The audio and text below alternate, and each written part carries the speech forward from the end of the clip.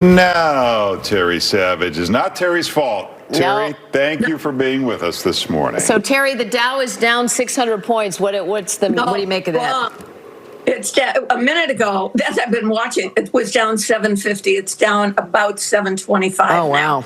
now. Yes. And look, I just want to say there's going to be a lot of financial headlines today. The stock market is reacting to the Middle East and to oil prices, which have started to go back up again with the news of more fighting. Today is Fed Day. The new Fed chairman, Kevin Warsh, about a third of the market participants think maybe they will raise rates. That's not going to impact you particularly.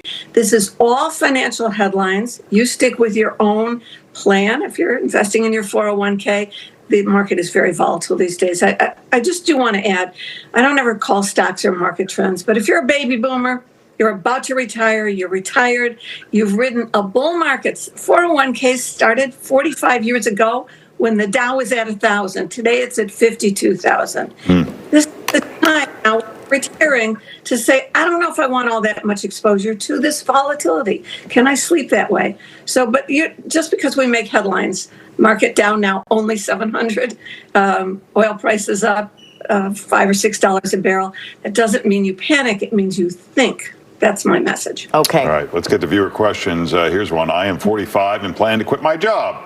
What should I do with my 401k? Did you have the same reaction I did? Yeah. I hope you have another job lined up.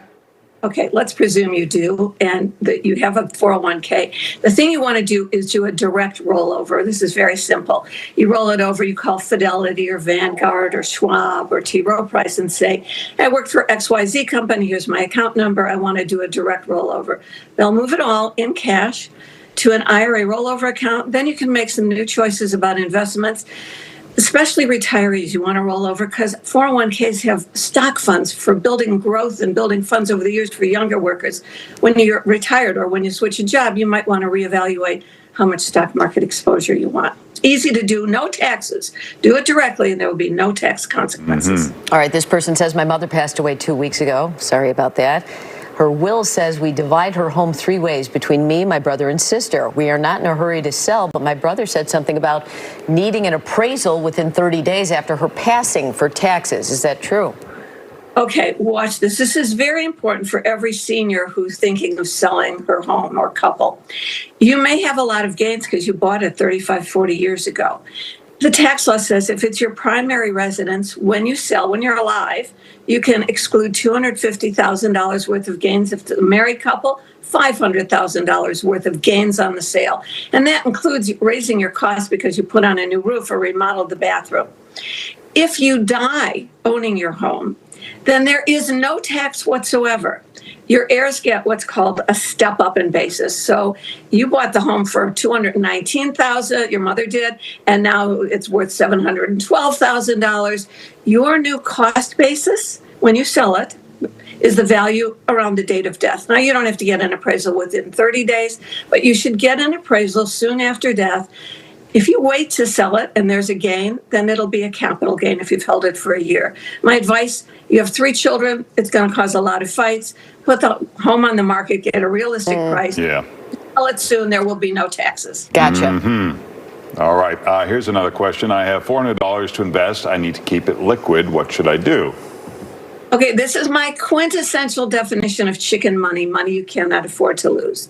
So I know you're talking about investing, but I don't know what your age is, but $400 that you need to keep access to that belongs in the bank in a money market deposit account, and you could probably get around 3%. 6-month T-bills are paying about 6% now. Rates have been creeping up, but you do not speculate with money that you need to have because it's all you've got. It's chicken money. Yeah. All right, and this person says, I'm a single mother with 2 daughters in college. Do you have any recommendations to apply for college tuition help other than the FAFSA in the state of Illinois for low-income households? Okay, first of all, your daughters, I think it said, are in college. You must immediately call the financial aid office at the school and say, look, we're running out of money. And especially if the daughters have good grades and the schools want the students there. Ask about a work-study program where maybe they could help in the dining hall or be a dorm advisor or something like that. They have lots of programs like that. They may have grants to keep good students in school. So call the financial aid office right away. And then don't forget things like scholarships.com.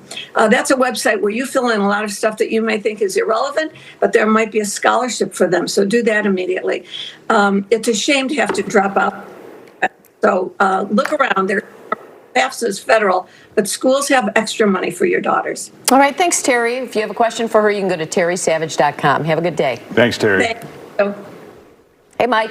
Send a note to Pat and Paul. They want to